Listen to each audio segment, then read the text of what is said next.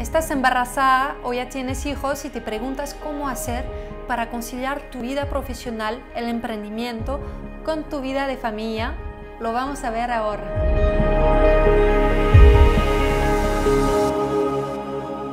Pero quizás más allá de esta vida de familia, te gustaría seguir activa a nivel profesional, a emprender, crear tu propia empresa quizás. Pero ¿cómo hacer para conciliar los dos? ¿Es posible conciliar estas dos vidas? Es un tema central para las mujeres. Por supuesto, no vamos a decir que es fácil ocuparse de su niño, de su niña y a la vez crear su empresa y desarrollarla.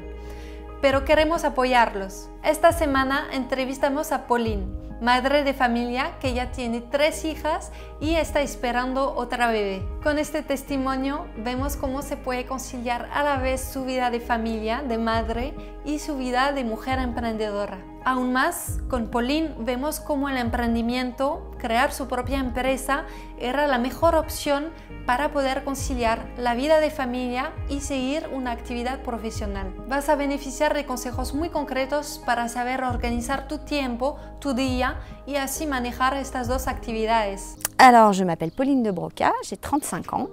Je suis parisienne d'origine, exilée à Aix-en-Provence, en région d'Aix à 10 minutes depuis 5 ans bientôt, pour des raisons professionnelles de mon conjoint à l'origine. De formation, je suis responsable marketing et communication et j'ai fait une spécialisation sur tout ce qui est correction et relecture de documents pour avoir une vraie valeur ajoutée sur toute la communication écrite, à la fois pour les professionnels et pour les particuliers. Donc aujourd'hui, j'adresse mes services principalement à des entreprises qui sont à la recherche soit de missions très courtes avec des documents à relire parce que ce sont des documents officiels ou parce que ce sont des documents internes à forte valeur ajoutée pour lesquels l'orthographe, la grammaire, la syntaxe sont importantes. Ou sur des missions un petit peu plus longues, moyen ou long terme, qui peuvent se découper sur tous les postes qu'on retrouve sur la chaîne de communication écrite, sur de la rédaction de newsletters ou de la gestion des contenus des réseaux sociaux ou de la rédaction ou relecture aussi de documents type rapport financier, rapport d'activité, création de contenu pour un site internet. Voilà. Dès lors qu'une entreprise a un support écrit, aujourd'hui, j'ai constaté que l'effort fourni par les entreprises sur la qualité du message, la manière dont on le transmet et après sur l'orthographe, la syntaxe et la grammaire laissait parfois à désirer parce que les gens n'ont pas la compétence, n'ont pas le temps, doivent sortir très vite leur support. Du coup, je dis, bon, bah, moi, je me positionne sur ce créneau-là pour les accompagner et les aider, soit directement chez eux, chez le client, soit depuis chez moi, ce qui permet d'avoir un confort aussi de travail. En fait, j'ai créé mon entreprise il y a 1 an et demi, suite à notre arrivée avec mon époux dans la région. À l'époque, j'étais enceinte de notre 2e enfant, donc j'avais démissionné d'un poste salarié en entreprise où j'étais depuis bientôt 10 ans. Et arrivée ici et enceinte, retrouver un travail dans le monde de l'entreprise classique tel qu'on le connaît était relativement compliqué parce que, étant enceinte, ça tombait pas très bien. Et le marché de la communication, du marketing dans la région Aix-en-Provence, Marseille est assez bouché, c'est assez compliqué de trouver un emploi. Et de par notre vie familiale qui fait que mon époux se déplace beaucoup pour sa vie professionnelle, il est beaucoup hors de la maison. Et du coup, je me retrouvais à gérer un petit peu à la fois la vie de famille et la vie professionnelle. Du coup, j'ai eu ma 2e fille, ensuite nous en avons eu une 3e.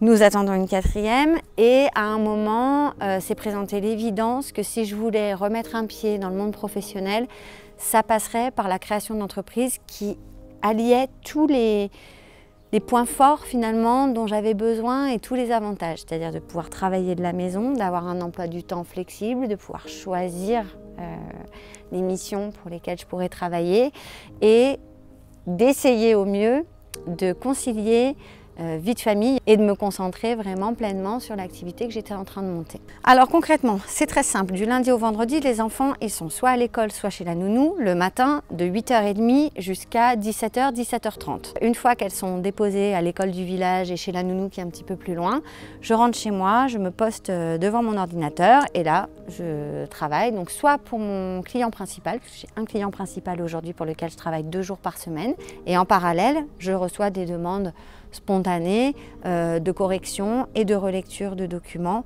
Donc des missions très courtes finalement qui, moi, me prennent moins de temps et qui permettent justement comme ça voilà, de caler mon agenda sur un rythme plus flexible. Donc concrètement, je travaille de 9 h à 16 h 30.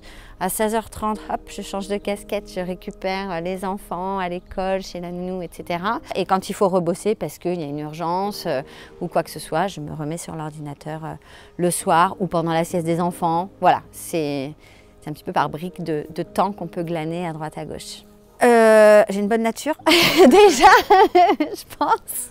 Voilà, il faut se dire le matin en mettant le pied par terre que de toute façon, on est toute seule. Donc, alors mon mari, il va encore avoir les oreilles qui sifflent parce qu'il est quand même là 1 ou 2 jours dans la semaine active, on va dire, pour emmener au moins les enfants à l'école. Mais c'est vrai que le reste du temps, le matin, le réveil sonne, on ne se pose pas la question de se dire « j'ai pas envie ». Ça, c'est quelque chose qui n'existe pas dans mon quotidien. C'est bon ok, même si j'ai pas envie, il faut y aller. Et puis moi, j'ai la vie professionnelle que j'ai choisie, c'est-à-dire j'aurais très bien pu, par confort aussi matériel, faire le choix de ne plus travailler, mais c'est pas dans ma nature. Et puis au bout d'un moment, j'aurais eu l'impression quand même de tourner un petit peu en rond. Voilà, c'est un peu la clé, l'organisation, l'anticipation. Ça peut paraître pas très funky. C'est vrai que ça peut paraître aussi parfois quasi militaire et très organisé. Mais quelque part, chacun y trouve son compte. À la fois, les enfants ont leurs repères. Et puis moi, ça me permet de gérer mon temps de manière assez claire, assez cadrée. Et quand il y a un imprévu, on fait avec. En termes de structure, moi, le statut d'auto-entrepreneur aujourd'hui me satisfait pleinement. Je n'ai pas forcément vocation à faire grossir cette entreprise, à recruter d'autres personnes. Après, si le besoin s'en fait sentir et si après en termes d'agenda et toujours pareil, de gestion du temps et d'organisation, ça se complique, à ce moment-là, je serais ravie de faire grossir l'entreprise et que des collaborateurs me rejoignent. Mais voilà, la ligne de mire, c'est de faire évoluer ma société sur une palette de prestations de services accrues, pour justement accompagner les entreprises le plus largement possible dans tous les besoins qu'elles peuvent avoir aujourd'hui sur de la communication écrite. Et pour ça, aller faire de la formation auprès des dirigeants, auprès des collaborateurs, à tous les niveaux que ce soit, ça serait pas mal. C'est une valorisation personnelle de savoir qu'on est utile à d'autres personnes qu'au champ familial. Après, je suis très satisfaite aussi de savoir que mes enfants ont besoin de moi, que je peux m'en occuper, que j'ai le temps de m'en occuper, ce qui est aussi une vraie richesse aujourd'hui. Mais intellectuellement et toujours pareil, dans le rôle social finalement du travail, dans le contact humain qu'on peut avoir, voilà, se dire je ne suis pas que. Je ne suis pas que maman, je ne suis pas que auto-entrepreneur, je ne suis pas que femme au foyer. Voilà, c'est essayer d'avoir un petit peu plusieurs vies dans la vie, plusieurs journées dans la journée et de se sentir utile et de savoir pourquoi on est là. Il y a une émulation intellectuelle et d'apprendre des choses aussi de mon côté, toujours pour avancer quelque part, pour se dire je progresse. Le premier conseil, c'est de ne pas vouloir tout faire et de ne pas vouloir tout faire en même temps. C'est-à-dire que là, moi, je sais très bien, je vais accoucher dans quelques semaines. Les semaines d'après, il va falloir se caler. Donc, tout lancer en même temps, c'est s'éparpiller. Je crois que c'est vraiment le pire qui puisse arriver à quelqu'un, même si la volonté est là. Le meilleur conseil, c'est d'anticiper, d'y aller pas à pas, de bien se renseigner en amont. C'est-à-dire que moi, mon projet de création d'entreprise, je l'avais depuis au moins 2 ans avant même de le lancer. Donc ne pas hésiter à aller voir les divers organismes qui existent là où on est. Dans toutes les grandes villes aujourd'hui, il y a une chambre de commerce et de l'industrie, par exemple. Il y a des salons de l'entrepreneur qui existent. Même si on est juste au stade de projet, qu'on n'a pas encore l'idée de ce qu'on veut faire vraiment, c'est d'aller à la rencontre des gens à qui au moins on peut déjà parler de son projet. Dire voilà ce que je veux faire. Et à force d'en parler, l'idée déjà va se concrétiser. On va savoir ce vers quoi on veut aller ou pas. On va voir quel frein il va falloir lever. J'ai choisi un secteur d'activité ou une activité pour laquelle je savais que je n'avais pas besoin d'investissement financier de départ. Je savais que je pouvais travailler de chez moi. Enfin, j'étais relativement réaliste et lucide sur ma situation et ce sur quoi je voulais aller. Alors oui, à condition d'avoir les bases, si je puis dire, et l'entourage qui va bien, c'est-à-dire ne pas hésiter à se dire j'ai le mode de garde qui va bien pour mon enfant, donc je peux me concentrer sur mon activité professionnelle. Tout faire en même temps, travailler avec un enfant à la maison, c'est pas possible. Un enfant, ça a besoin d'attention et tout vouloir faire en même temps, vous allez avoir l'impression d'être soit une mauvaise mère, soit une mauvaise entrepreneuse. Si j'ai bien cadrer en fait mon environnement et savoir que à la fois je suis sereine parce que je sais que mes enfants ne sont pas avec moi mais sont en sécurité et qui sont dans un environnement qui les épanouit.